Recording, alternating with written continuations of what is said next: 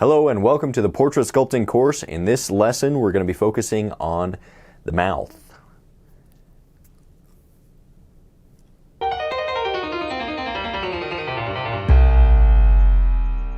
The lips can be very expressive. There's a bunch of muscles that attach around the lips, allowing us to make various expressions and shape our mouth as we talk. The bucolabial group of muscles that all come in and attach to the lip that we went over in the lesson on the anatomy of the face shows just how many options and possibilities there are when it comes to moving the lips. Just like all of the other facial features, the lips can vary a lot from person to person, but there are some common forms that we should be looking for when we're representing the lips. Let's go over some of these basic forms. A common mistake that I see beginners make is to build the lips on too flat of a foundation. The lips aren't stuck onto a flat surface. The skull has the tooth cylinder, or the barrel of the mouth, or the mound of the mouth, that bends forward quite a bit when you look at it from above and also from the side view. So this barrel of the mouth, or mound of the mouth, or dental mound, it creates quite a bit of roundness, of a round surface that the lips are then built on top of. Here you can see on this simplified version of the skull that the tooth cylinder has these flat sides and then a rounded bubble shape that balloons out from the surface. This is the primary form upon which the lips are built. So when you're sculpting the portrait, it's a good idea to build out this dental mound so that you can then build the lips on top of this primary form. Before moving on, let's also take a look at the form of the chin. There's a rounded W-shaped rhythm that separates the tooth cylinder from the chin. And that plays an important role in the shape of the mouth and how the form of the lower lip transitions into the chin. Now that we have an understanding of the foundation of the lips, let's go over some of the anatomy of the mouth. The red part of the lips that are vermilion in color are called the vermilion. The lips terminate at the corners of the mouth at the oral commissures. That sounds fancy. The oral commissures. Surrounding the vermilion or colored part of the lips is the vermilion border.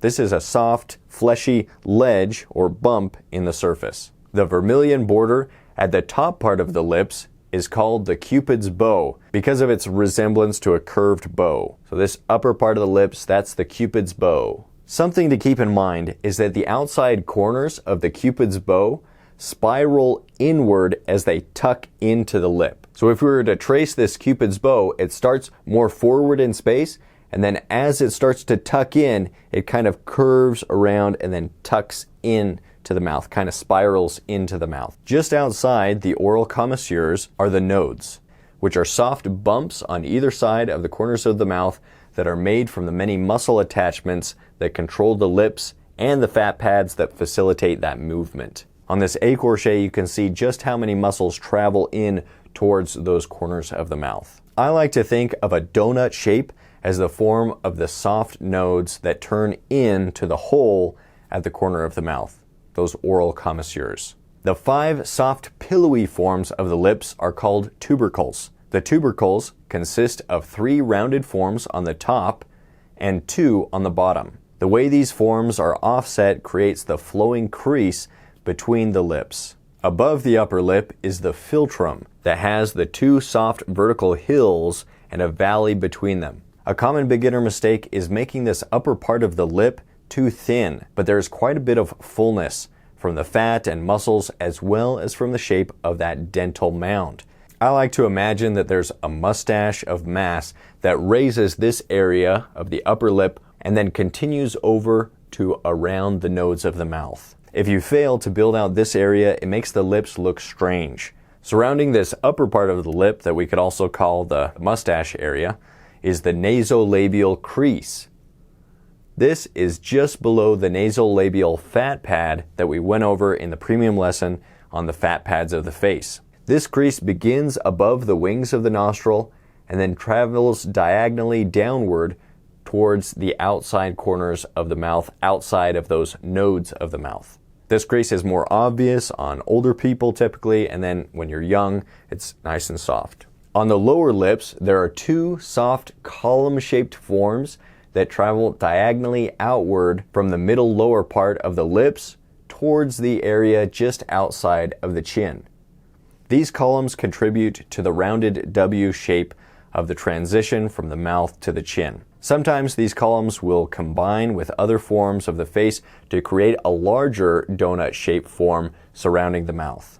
When sculpting the lips, it's important to pay attention to that vermilion border and how the plane changes take place that surround the lips and transition to the mouth. This transition on the upper lip is soft and it starts deeper and then spirals out as it moves forward in space. You can especially see this from above as the upper lip is pushed out and forward in space by that dental mound. Pay attention to where the transition from the lips to the surrounding skin is abrupt and where it's soft and subtle. For example, on the lower lip, in the middle section, there's a sharp transition from the lip to the skin just under the lip.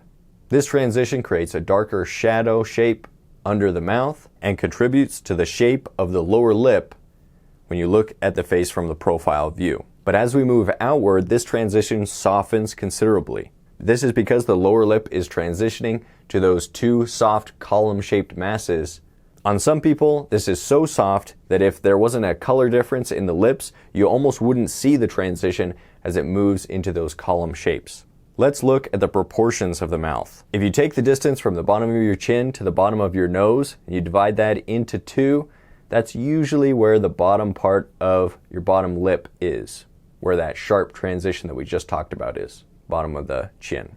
The crease between the bottom of the lips is usually about 1/3 of the way down. So 2/3 make up the bottom lip and chin, and 1/3 makes up this upper lip. When the face is relaxed and the mouth is closed, the corners of the mouth, the oral commissures, will be about as wide as the distance between the pupils of the eyes. So if you just look at the pupils in the middle of the eyes and then you just drop that down vertically, that usually gets you at about the corners of the mouth.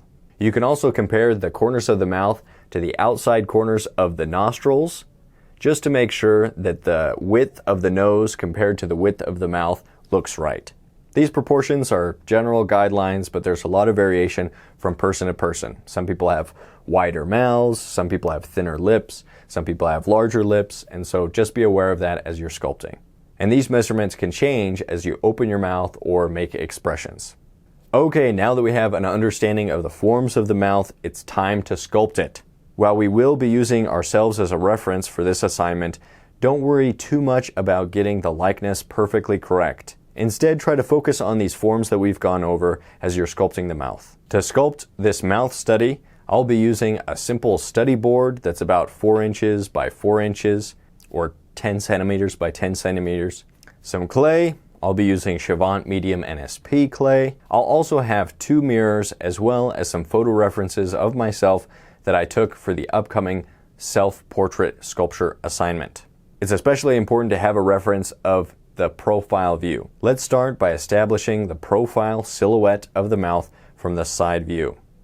We can do this by building up a wall of clay and pressing it firmly onto the study board.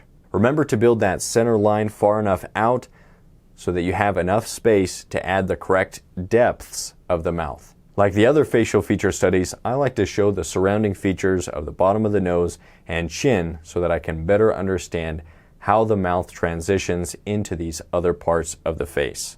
Next, we can draw in some guidelines that show us where the nostrils will be and the angle of the crease of the mouth from the side view. Now start to build up the forms of the mound of the mouth and the rounded mass of the chin so that we have these primary forms to build the secondary forms on top of. Then we can start to build out the lips with pieces of clay. Start with larger chunks of clay to quickly establish the mass of the forms, and then as the sculpture gets closer to finishing, use smaller pieces of clay to work on the details. Try to do as much as you can by adding clay, rather than by removing clay with a sculpting tool. This will help you achieve a more supple and lifelike appearance to the forms. As needed throughout the process, we can draw in guidelines with a knife or sculpting tool. Don't forget to change the angle that you're observing the sculpture from. Check it from above, check it from below, look at it from the side view. This will help you gain an understanding of how those forms exist in space. Once the forms are in place, you can start to smooth out the texture and finalize the details with a sculpting tool. Remember that softness and subtlety is usually preferable to over-exaggerated forms that don't blend together. This was a lot of stuff to cover in one video, so in the premium course I'll slow it down and walk you through my process for sculpting this study. We'll also be sculpting a twice life-size sculpture study, which I think is more impressive and it's pretty fun. Your assignment is to do a life-size mouth study using yourself as a reference. So there's really no excuse not to improve your sculpting abilities by doing the assignment. Stay productive, stay creative. I'll see you in the next lesson.